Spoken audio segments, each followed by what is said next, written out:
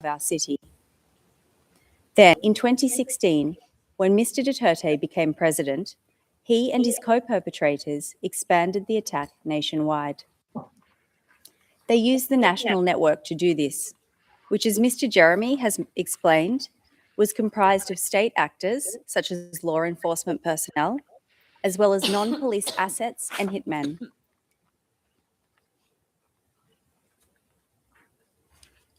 Your Honours, the locations of the murders contained in counts 1 to 3 of our document containing the charges are indicated on the map on your screens. They include 76 murders, which themselves satisfy the threshold of multiple acts making up a course of conduct. However, as Mr. Nichols has noted, the crimes in count 1 to 3 are representative and emblematic of a larger killing campaign. And the prosecution relies on a range of evidence to establish that the attack was made up of thousands of killings and other violent crimes under Article 7.1.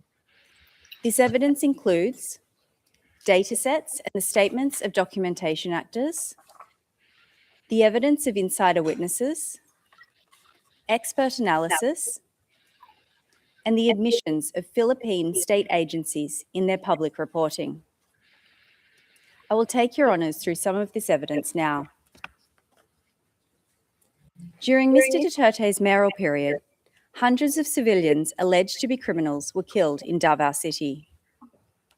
On your screens is a chart with data on extrajudicial killings in Davao based on public reporting.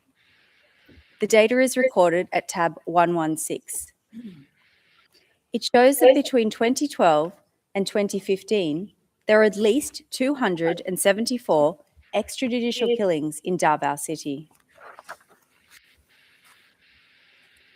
This data is corroborated by DDS insider witnesses. Several DDS witnesses say that they each killed hundreds of alleged criminals while with the DDS.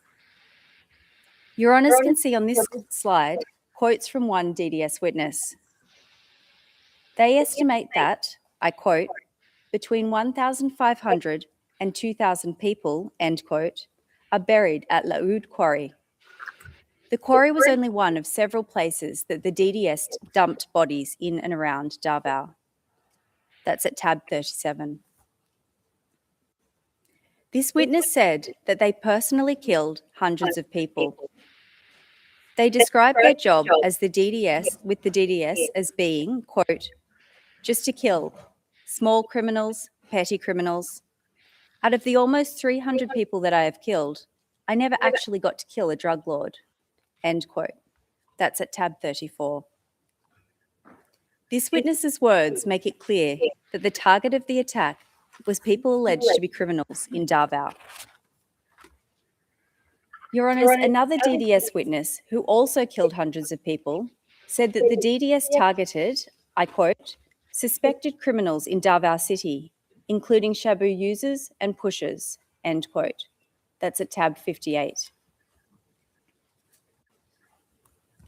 Your Honours, as you have heard previously, Mr. Duterte has himself publicly admitted that he killed around 1,700 people while he was mayor of Davao City. I quote, they say I killed 700, they undercounted, around 1,700, end quote. That's at tabs 10, 10.1, 10.2. This evidence, the data collected by independent organisations, the statements of insiders on the hundreds of people that they have each killed, and Mr. Duterte's own admission of having killed 1,700 people while mayor of Davao, all show that the attack was widespread in the mayoral period. And the attack continued to be widespread after Mr. Duterte became president, when it expanded across the country. The victimisation expanded, with the hundreds killed during the mayoral period becoming thousands in the presidential period. Your Honours can see a map of the Philippines on the slide. The colours which will emerge show the locations and density of the killings in the anti-illegal drug campaign. Purple dots indicate an area with 1 to 10 killings, while yellow indicates 500 killings. This is how the killings progressed throughout the presidential period.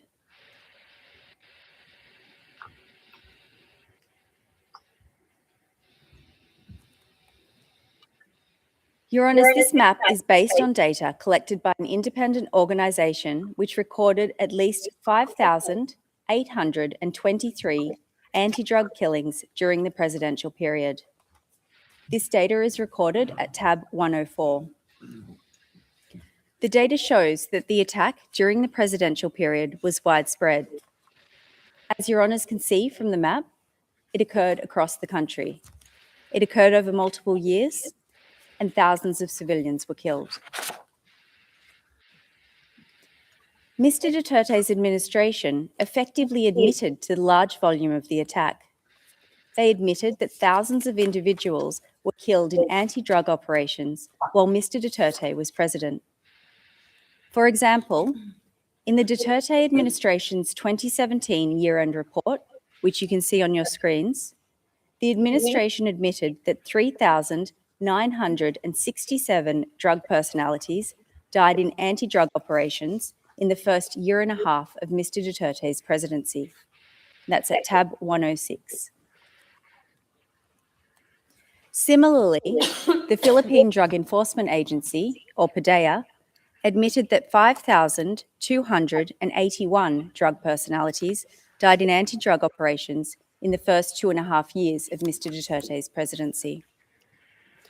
This is at tab 98. These admissions corroborate the widespread nature of the attack. They show that thousands of individuals were killed. Your Honours, in addition to being widespread, the attack was also systematic from its origins and throughout the charge period. The features of DDS operations demonstrate this systematicity during the mayoral period. And these features can be found in our brief at paragraphs 35 to 36 and 88 to 98. Insider witnesses described how time and time again, killing operations followed the system set out on the screen. The same hierarchical structure was followed. As Mr. Nichols explained, the orders flowed from Mr. Duterte at the top, through a combination of other co-perpetrators, to the handler of the relevant DDS team, and finally to the physical perpetrators at the bottom.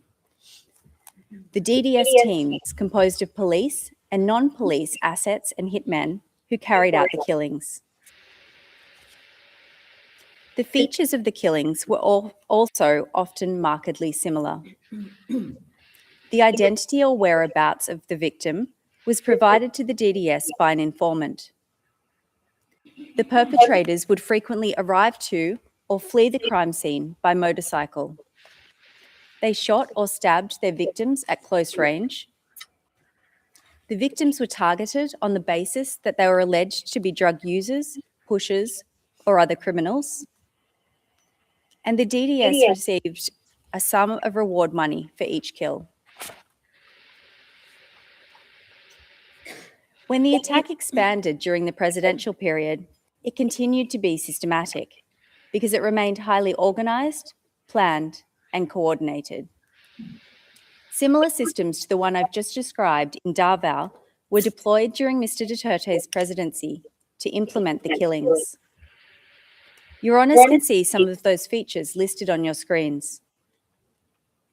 As in Davao, victims were targeted on the basis that they were alleged to be drug users, pushers, or other criminals. The process for killing the targets was often markedly similar. First, the victims were identified by state actors as targets and listed. As Mr. Jeremy has outlined, high-value targets were often listed on the PRRD list. The targets of barangay clearance operations were often listed on local drug lists, such as local police station lists. Second, targets were killed in the context of so-called law enforcement operations. Police often tried to legitimise the operations, so they would stage a nan-laban or fight-back scenario to make them appear to have been in self-defence. They would also plant evidence, such as drugs and guns, on the victims' bodies. And third, as in Davao, police and those working with them were often paid reward money per kill. Your Honours, these killings were not random or coincidental. Quite the opposite. Targets were pre-identified, listed, and then subject to operations based on that list. This clearly demonstrates the systematicity of the attack. Your Honours, the last point I would like to make about the attack relates to the evidence of an expert witness who specialises in political violence in the Philippines. This expert analysed data relating to armed encounters between the PMP and supposedly armed suspects. He compared data from before Mr. Duterte's presidency to during. And based on this comparison, he found that in the first 25 months of Mr. Duterte's presidency, the number of suspects killed by police increased by 590% across the Philippines. And that finding is at tab 68. Your Honours have heard Mr. Jeremy speak about Bulacan, a province immediately north of Metro Manila, where Mr. Duterte praised the killing of 32 civilians in police operations in 24 hours. The expert witness found that in Bulacan, police killings rose by 1,600% when Mr. Duterte became president, and that's at tab 121. The expert also compared data on Bulacan Police's use of deadly force to other countries and cities across the world. He used the metric of police killings per 100,000 population. The chart on your screens shows this comparison, which is at tab 121 again. The data on Bulacan is orange, while other countries and cities are blue. The orange bar on the left shows police use of deadly force in Bulacan before Mr. Duterte became president. You can see that with a fatality rate of over 1, it was already comparatively high. The orange bar on the right shows the dramatic increase in killings in Bulacan by police after Mr. Duterte became president.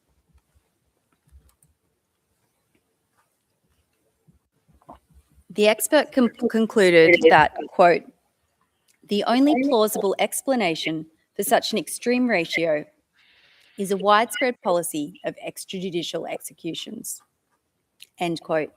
That's also tab 121. Your Honours, this leads us to the policy requirement for crimes against humanity in Article 7.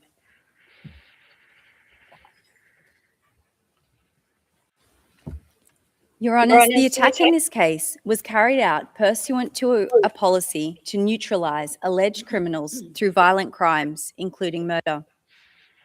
The policy was also known as the Davao Formula or model. Your Honours have heard about the origins of the policy in Davao City and how it was implemented by the local executive government.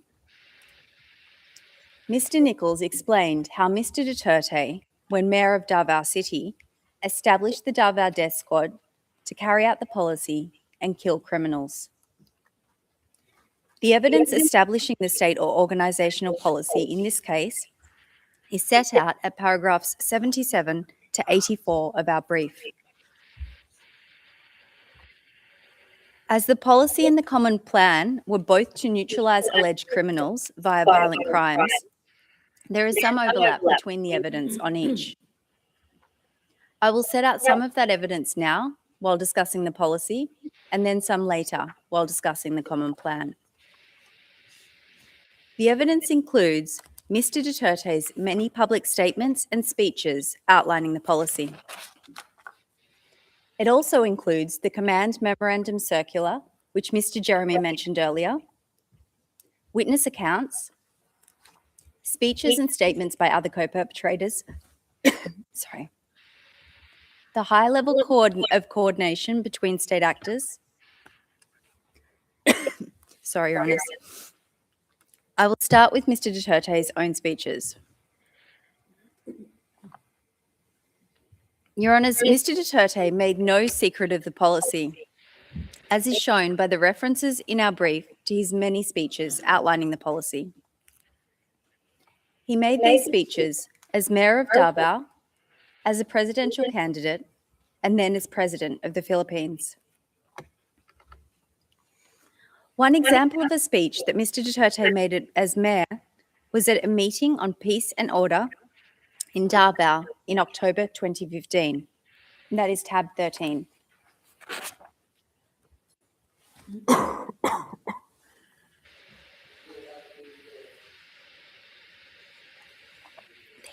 you.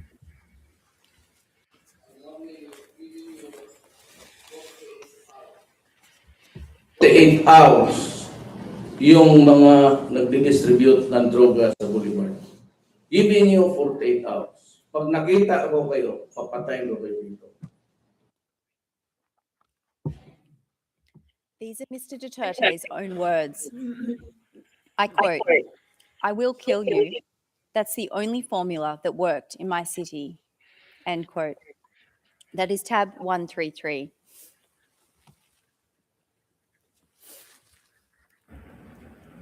Prangka-prangkahan talaga. I will kill you. Kayong mayor ako ngayon, presidente, yun din ang, that's the only formula that worked in my city.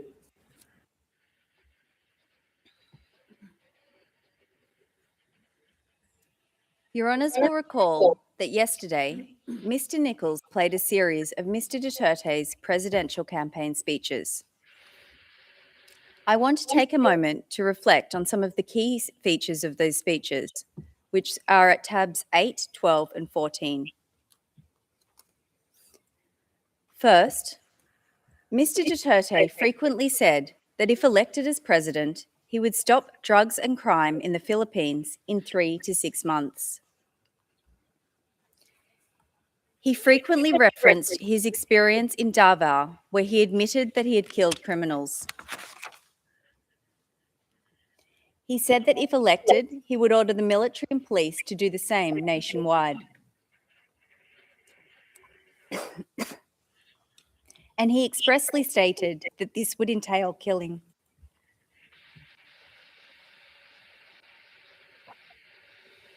Your Honours, Mr Duterte's speeches make it clear that there was a policy to neutralise alleged criminals by violent means, including murder.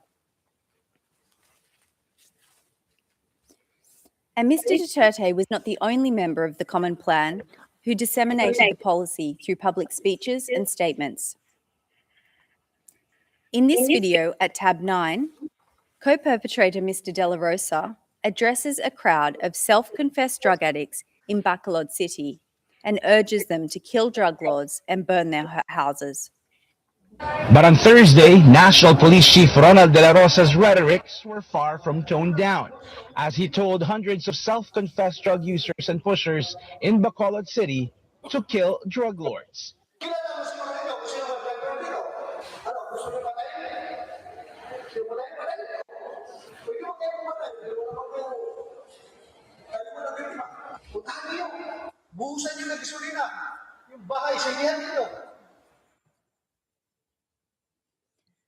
Mr. De La Rosa made this speech on the 25th of August, 2016. At the time, he was the chief of the Philippine National Police. Your Honours, the existence of the policy is also shown by the police directive, which Mr. Jeremy spoke about earlier, Command Memorandum Circular number 16 of 2016. This is at tab 112. As Your Honours have heard, the day after Mr. Duterte became president, he appointed his longtime friend and colleague from Davao, his co-perpetrator, Mr. Ronald De La Rosa, as chief of the Philippine National Police. On the same day, Mr. De La Rosa formalised the anti-drugs component of the policy by issuing this directive to the 180,000 police officers under his command. The circular directed police to pursue the neutralisation of illegal drug personalities. As Mr. Jeremy has outlined, the evidence shows that within law enforcement, neutralise meant and was understood as meaning to kill. Your Honours, the Command Memorandum Circular shows there was a policy to neutralise through violent crimes such as murder.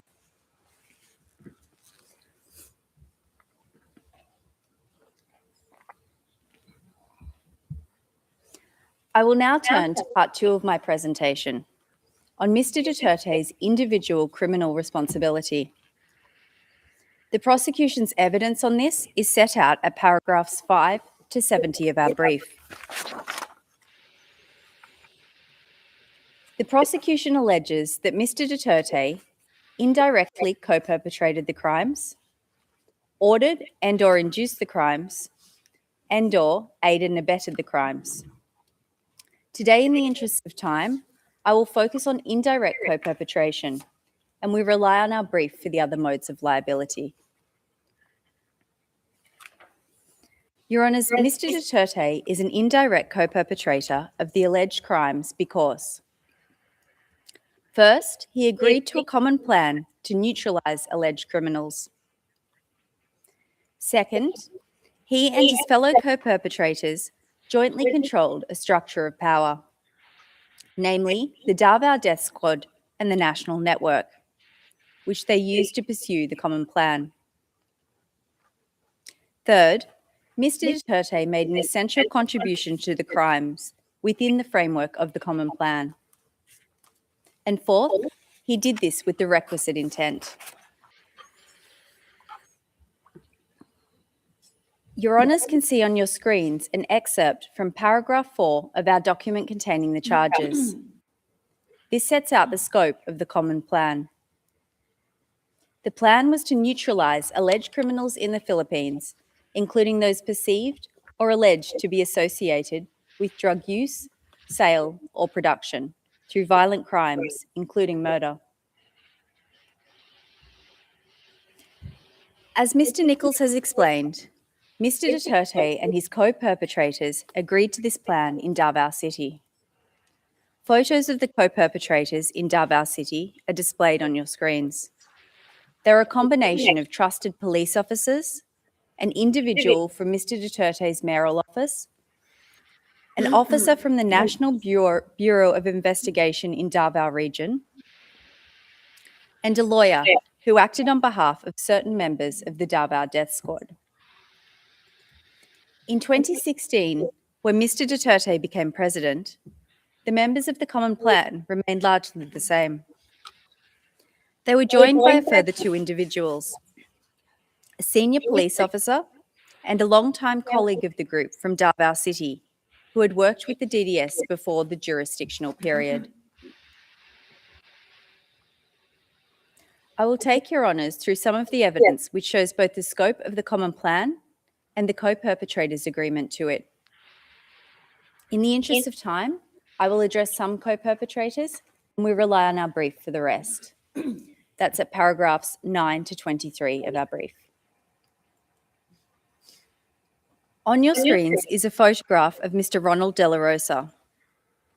When Mr. De La Rosa was Davao City Police Chief, he developed Tokhang operations. As your honours have heard from Mr. Jeremy, Tokhang was a blueprint for police to implement killings later in the presidential period. When he was announced as Mr. Duterte's chosen PMP chief in May 2016, Mr. De La Rosa gave this interview, which is at tab 101. It shows that he wholeheartedly agreed to the common plan. Patayan sa drugs. Patayan talaga ito sa drugs. Kayong mga drug lord dyan, humanda na kayo at talagang sasagasaan ko kayo. On this slide is a photo of Isidro La Peña. Like Mr. De La Rosa, Mr. La Peña was well known to Mr. Duterte because he too had worked as Davao City Police Chief. In his case, from 1996 until 1998. In 2016, Mr. Duterte appointed Mr. La Peña as Director General of the Philippine Drug Enforcement Agency, or PDEA. PDEA is the lead anti-drug enforcement agency in the Philippines. 2 days after Mr. La Peña took his oath, he gave a speech to his PDEA subordinates. There is an excerpt from that speech on the slide. Quote, "Under then Mayor, we implemented strict law enforcement against illegal drug activities in Davao City. The President wants to replicate and expand what is being done in Davao. And that is precisely what I intend to do." End quote. That's tab 101.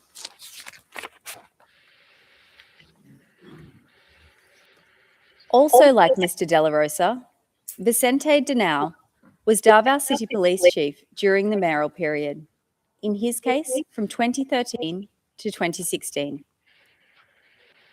In November 2018, he was appointed Police Chief of Manila Police District, and he told reporters, quote, "If I discover anyone involved in drugs, especially those who distribute or just throw them around, son of a bitch, I will go after you, goddamn. I will kill you.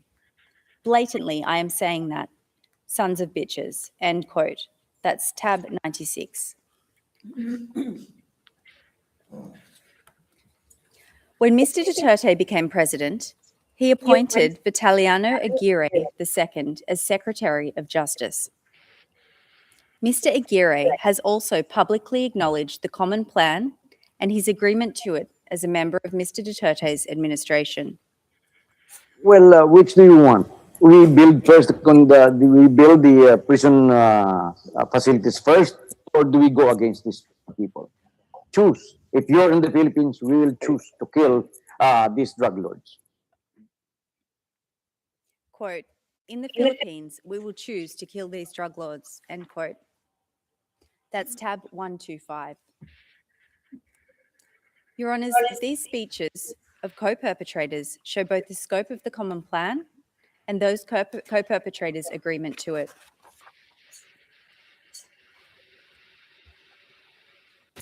Your Honours, the next element of indirect co-perpetration is control of a structure of power. In the mayoral period, Mr. Duterte and his co-perpetrators controlled the DDS, which they used to pursue the common plan. There is a diagram of the DDS hierarchy on your screens. As the mayor of Davao City, Mr. Duterte sat at the apex of the formal and city structures. The law gave him formal operational, supervision and control over the police in Davao City. In addition to this de jure power, insider witnesses spoke about his de facto power over police and the DDS structure. Under Mr. Duterte were a combination of co-perpetrators from the Davao City Police Office and the Mayor's Office. Together with Mr. Duterte, they controlled the DDS teams beneath them. They controlled the will of the DDS perpetrators through a range of mechanisms. And these are set out in paragraph 38 of our brief and include threats to kill and actual killing. To illustrate this control, there are quotes from one witness on your screen. This witness said that when he was first told to kill, he did not want to.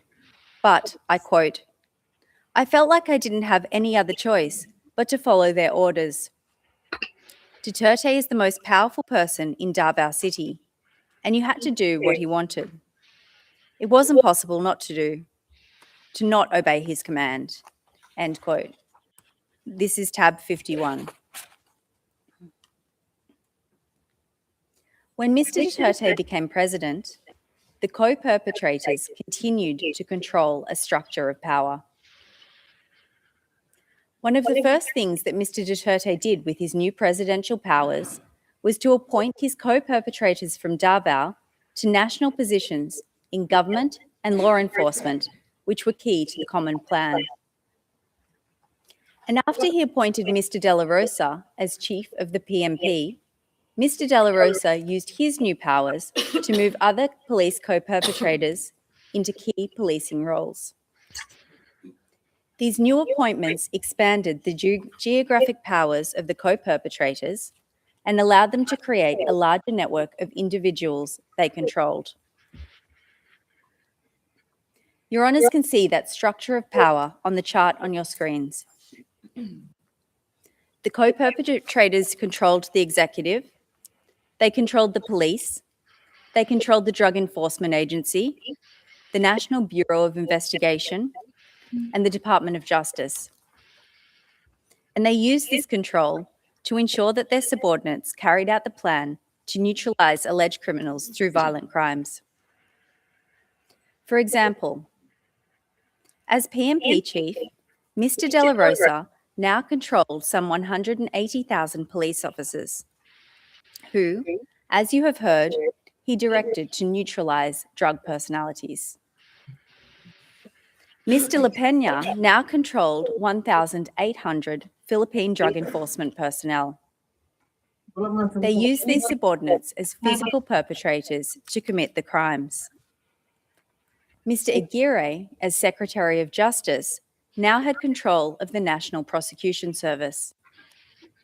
He used this control to ensure that, except for a handful of low-level perpetrators in notorious cases, the crimes were not prosecuted, and a climate of impunity prevailed. And the co-perpetrators controlled the will of the physical perpetrators. As in Davao City, low-level members of the national network risked losing their jobs or being killed if they did not comply. For example, Your Honours can see the evidence of a police insider on your screens. He said that if his boss did not kill enough people during police operations, he would lose his post and be replaced. I quote, "We were told that there should be 5 to 10 deaths per month. The regional director called him and told him that if there were no deaths or no recorded killings, then he would be relieved of his duty." End quote. That's tab 124. Now on your screens is the evidence of an individual who police suspected of involvement in drugs. He surrendered to police to avoid being killed. The police held his status as an alleged drug pusher against him and recruited him as an asset. They made him kill other civilians who were alleged to be involved with drugs. He said, quote, "I surrendered myself to them. I knew that they wanted to kill me, so I became an asset of theirs." End quote. That's at tab 22.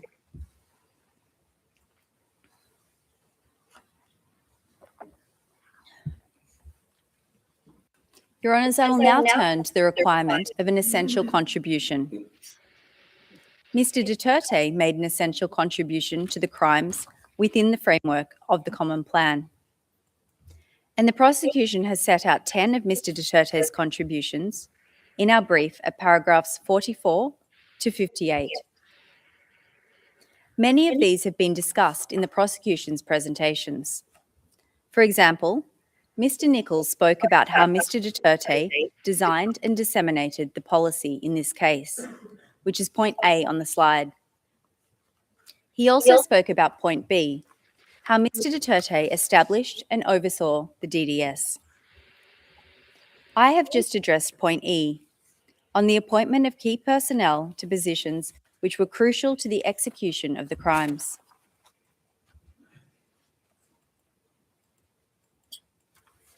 Mr. Jeremy has spoken about point J, how Mr. Duterte publicly named so-called high-value targets who were then killed. And all members of the prosecution have touched upon point H, Mr. Duterte's public statements authorising, condoning, and encouraging killing. Your Honours, without Mr. Duterte's essential contribution, the crimes in this case would